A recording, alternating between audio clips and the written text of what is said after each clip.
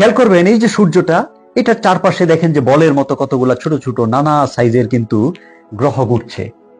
যেমন আমাদের পৃথিবী একটা, সেটাও ঘুরছে কিন্তু। এবং এই যে একটু নীল একটু সাদা টাইপের যে ছোট্ট বলটা দেখছেন, এই যে ঘুরছে যাচ্ছে, এই যে দেখেন, এইটা হচ্ছে আমাদের পৃথিবী। এই বেচারা এই সূর্যটার চারপাশে ঘুরছে এবং একবার চক্কর দিতে প্রায় 1 বছর সময় প্রয়োজন। এবং এই ঘুরতে গিয়ে তার নিজস্ব পজিশনের কারণে আমরা মূলত এক এক সময় শীতকাল, কোথাও আবার গ্রীষ্মকাল, এই ধরনের ঋতুর পরিবর্তন গুলো দেখি। এবং এই যে যুদ্ধ, মারামারি, রাজনীতি, অর্থনীতি, প্রেম, ভালোবাসা যা কিছু হচ্ছে, সবকিছু ঘটছে এই ছোট্ট বলটার ভিতরে, এই পৃথিবীটার ভিতরে। ধরেন প্রায় 7টা মহাদেশ, 5টা মহাসাগর। আমি আছি জার্মানিতে, আপনারা আছেন প্রায় 8,000 কিলোমিটার দূরে একেবারে বাংলাদেশে, তারপর ওইদিকে অস্ট্রেলিয়া, এইদিকে আবার কানাডা, আমেরিকা, ওইদিকে প্রশান্ত মহাসাগর, আটলান্টিক মহাসাগর, আফ্রিকা, কত মরুভূমি, সবকিছু মিলিয়ে যা কিছু আছে হচ্ছে, সবকিছু আছে হচ্ছে যে এই ছোট্ট বলটার ভিতরে। এবং এই ছোট্ট বলটা মানে আমাদের এই পৃথিবীটার আয়তন প্রায় 51 কোটি বর্গ কিলোমিটার। এই 51 কোটি বর্গ কিলোমিটার পৃথিবী প্রায় গুণে গুণে 13 লক্ষ পৃথিবী আপনি এই সূর্যটার ভিতরে ঢুকাই দিতে পারবে। এত বড় হচ্ছে এই সূর্যটা। এখন আমাকে অনেকেই বলে যে সূর্যটা যদি এত বড় হয়, আমরা তো সকালবেলায় দেখি কোথায় একটু ছোট্ট একটা বলের মতো উঠছে, আবার সন্ধ্যাবেলায় ডুবে যাচ্ছে, এত বড় তো মনে হয় না। মনে হয় না, কারণ হচ্ছে এই সূর্যটা আপনার কাছ থেকে 15 কোটি কিলোমিটার দূরে আছে। আপনারা যারা বিমানে ভ্রমণ করেন, হাই অ্যালটিটিউড, ধরেন 33,000 ফিট বা আরো বেশি, 10 থেকে 12 কিলোমিটার উপর দিয়ে যখন বিমানটা যায়, জানালা দিয়ে নিচে তাকাবেন, মানুষগুলো দেখবেন যে ছোট ছোট পিঁপড়ার মতো মনে হয় চলছে, যেন কোন একটা শহরের দিকে তাকাইলে মনে হয় কতগুলা পিঁপড়া একসাথে জড়ো হয়ে আছে, মাত্র 10 থেকে 12 কিলোমিটার উপরে। আর এই সূর্যটা আপনার কাছ থেকে, আমার কাছ থেকে 15 কোটি কিলোমিটার দূরে। এবং এটার উপরে তাপমাত্রা হচ্ছে প্রায় 6,000 ডিগ্রি সেলসিয়াস, এবং এটার ভিতরের তাপমাত্রা হচ্ছে 1.5 কোটি ডিগ্রি সেলসিয়াস। অর্থাৎ এই সূর্যটা 1.5 কোটি ডিগ্রি তাপমাত্রায় তার নিজের ভিতরটা জ্বলছে এবং পুড়ছে। এবং এই পুরার ফলে যে আলো তৈরি হয়, যে তাপমাত্রা, সেইটা আমরা পৃথিবীতে পাই, যেটা আমাদের শক্তির উৎস। এই সূর্যটাকে কেন্দ্র করে এই মূলত আপনার মার্কুরি, ভেনাস, আর্থ, মার্স, জুপিটার, স্যাটার্ন, এই যে প্রায় 8টা গ্রহ আমাদের, এগুলো সব ঘুরছে। এবং এই যে ঘুরছে নির্দিষ্ট দূরত্বে, এইটাকেই আমরা বলছি সূর্য সহ সবকিছুকে আমাদের সৌরজগৎ বা সূর্যের জগৎ। এই সূর্যটা আবার অবস্থান করছে মিল্কি ওয়ে গ্যালাক্সিতে। এইটা হচ্ছে যে মিল্কি ওয়ে গ্যালাক্সি। গ্যালাক্সি মানে হচ্ছে যেখানে অনেকগুলো নক্ষত্র, সূর্য কিন্তু একটা নক্ষত্র, এইরকম ধরেন একটা নক্ষত্র যার পাশে আরো বিভিন্ন কিছু ঘুরছে, সবকিছু যেখানে একসাথে অনেকগুলো পুঞ্জ আকারে ঘুরে, এটাই হচ্ছে গ্যালাক্সি।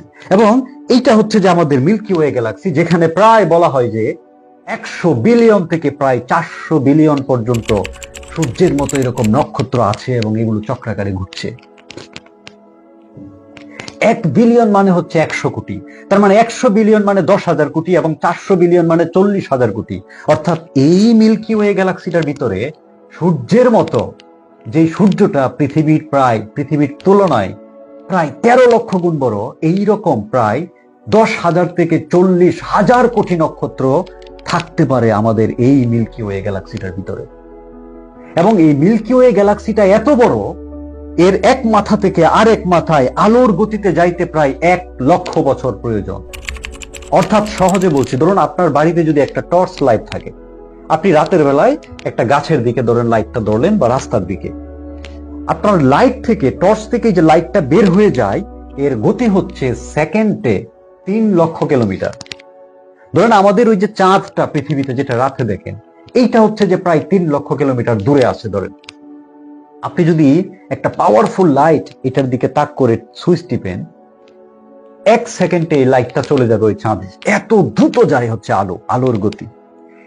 এই আলোর গতিতে, এত স্পিডে এই মিল্কি ওয়ে গ্যালাক্সিটার এই মাথা থেকে ওই মাথায় যাইতে আপনার 1 লক্ষ বছর সময় প্রয়োজন।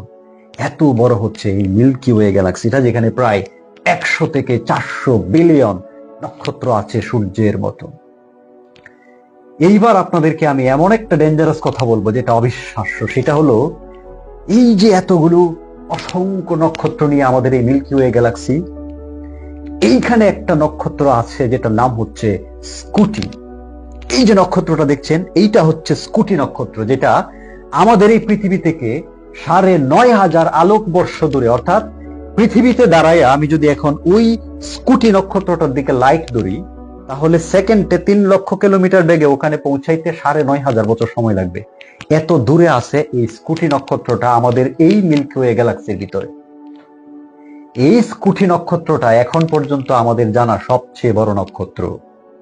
এবং এই যে সূর্যটা, যেটা প্রায় ১৩ লক্ষ পৃথিবীর সমান, এই সূর্যটার প্রায় ৫০০ কোটি সূর্যের সমান বড় হচ্ছে এই স্কুটি নক্ষত্রটা। একবার চিন্তা করেন যে এই যে বিশাল পৃথিবী, এরকম ১৩ লক্ষ পৃথিবী আপনি ঢুকাই দিতে পারছেন সূর্যটায়, এইরকম ৫০০ কোটি সূর্য আপনি ঢুকাই দিতে পারবেন ওই স্কুটি নক্ষত্রটার ভিতরে।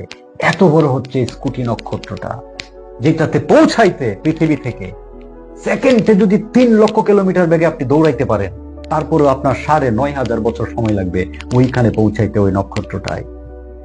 এত বিশাল হচ্ছে এই নক্ষত্র। এবং এইটা তো আমি বললাম মাত্র একটা গ্যালাক্সির কথা, আমাদের মিল্কি ওয়ে, যেখানে ৪০০ থেকে ৫০০ বিলিয়ন নক্ষত্র এবং স্কুটির মতো এরকম ৫০০ কোটি বড় সূর্যের চেয়েও নক্ষত্র আছে, এরকম ছোট বড় অসংখ্য নক্ষত্র। এখন পর্যন্ত আমরা যতটুকু ধারণা করি যে এইরকম মিল্কি ওয়ে গ্যালাক্সির মতোই প্রায় ২ ট্রিলিয়ন, ১ ট্রিলিয়ন মানে ১,০০,০০০ কোটি, এরকম প্রায় ২,০০,০০০ কোটি গ্যালাক্সি আছে আমাদের এই যে মহাকাশ, মহাবিশ্ব, যেটা আমরা এখন পর্যন্ত জানি বা বুঝি, যেটা আপনারা রাতের আকাশে দেখেন, খোলা আকাশে। এই কথাগুলো আমি এতক্ষণ কেন বলছি জানেন? এই যে এত বিশাল আমাদের এই অস্তিত্বমান জগৎ, এত এত নক্ষত্র, এত এত বিশালতা, গ্যালাক্সি, সমস্ত কিছু, এই সমস্ত কিছুর পিছনের কারণ হিসেবে আমরা যারা স্রষ্টায় বিশ্বাস করি, আপনারা যারা স্রষ্টায় বিশ্বাস করেন, আপনারা যারা বিশ্বাস করেন যে একজন সৃষ্টিকর্তা আছেন এর পিছনে, এবং আপনারা যদি সত্যিই সেই সৃষ্টিকর্তাকে সম্মান করেন, শ্রদ্ধা করেন, এবং আপনারা মনে প্রাণে বিশ্বাস করেন যে আপনিও সেই সৃষ্টিকর্তার সৃষ্টি, আপনি কখনোই, আমার মনে হয়, এমন কোনো কাজ লজ্জায়ও করতে পারবেন না যেটা অন্যায়, যেটা আরেকটা মানুষকে কষ্ট দেয়, দুঃখ দেয়, যেটা যুদ্ধ তৈরি করে, যেটা ক্যাওস তৈরি করে। আপনি লজ্জায় করতে পারবেন না, আরেকটা মানুষকে অপমান করতে পারবেন না, কষ্ট দিতে পারবেন না। আপনি লজ্জায় রেগেও যেতে পারবেন না, কারণ আপনি যদি বুঝতে পারেন এই যে বিশালত্ব এই সৃষ্টি, যেটার একটা হচ্ছেন আপনি, এবং এইটার যিনি সৃষ্টিকর্তা তাকে আপনি বিশ্বাস করেন, তাকে আপনি সম্মান করেন, তাকে আপনি মনে প্রাণে মনে করেন, তাকে শ্রদ্ধা করেন, এইরকম একটা বিশাল অস্তিত্বকে আপনি যদি শ্রদ্ধা করেন, আপনি কি করে অল্পতেই আরেকজনকে গালিগালাজ করতে পারেন, রেগে যেতে পারেন? আপনি কি করে আরেকজনকে মারতে পারেন, আরেকজনকে কষ্ট দিতে পারেন? আপনি কি করে যুদ্ধ করতে পারেন, খুন করতে পারেন? This is impossible. আমি যে মেসেজটা দিতে চাই সেটা হচ্ছে শুধুমাত্র পড়া কিংবা শোনা নয়, কিংবা জাস্ট বিশ্বাস করা নয়। আপনাকে এই যে বিশাল অস্তিত্বের যে চেইন, এই যে বিশালতা, সেইটা আপনাকে বুঝতে হবে। এবং এইটার যিনি সৃষ্টিকর্তা, তাকে যদি আপনি সত্যিকার অর্থে বিশ্বাস করেন, মনে প্রাণে শ্রদ্ধা করেন, আপনি যদি মনে প্রাণে মনে করেন তিনি হচ্ছেন আমার স্রষ্টা, সমস্ত কিছু স্রষ্টা, তার প্রতি শ্রদ্ধা থেকে আপনার পক্ষে অন্যায় করা, রেগে যাওয়া, মানুষকে কষ্ট দেওয়া, কাউকে মেরে ফেলা, কাউকে অত্যাচার করা, দুর্নীতি করার সুযোগ পেলে এই কাজগুলো আপনি তখন করবেন না। কারণ এতে করে আপনি একদিকে বিশ্বাস করছেন এমন একজন শক্তিশালী স্রষ্টাকে, আবার আপনি কাজ করছেন ভিন্নভাবে। সেইটা কিন্তু মিলছে না। তখন এটা আপনার জন্য লজ্জার, আপনার জন্য অপমানের।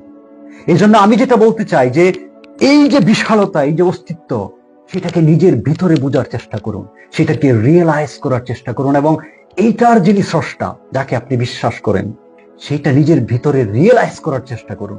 তখনই দেখবেন আপনি চুপ হয়ে যাবেন, আপনি শান্ত হয়ে যাবেন, এবং আপনি আরেকজনের ক্ষতি হোক, কিংবা আপনি রেগে গিয়ে কাউকে মেরে ফেলা, যুদ্ধ করা, কারো ক্ষতি করা, মানে এক ধরনের বিশৃঙ্খলা তৈরি করা, আপনার মন তখন সেটা সাই দিবে না, বলবে যে দাঁড়াও, তুমি তো সেই সৃষ্টিকর্তায় বিশ্বাস করো যিনি এই মাপের হতে পারে। এই মেসেজটা আশা করি আপনার অন্তরে ধারণ করবে। ধন্যবাদ।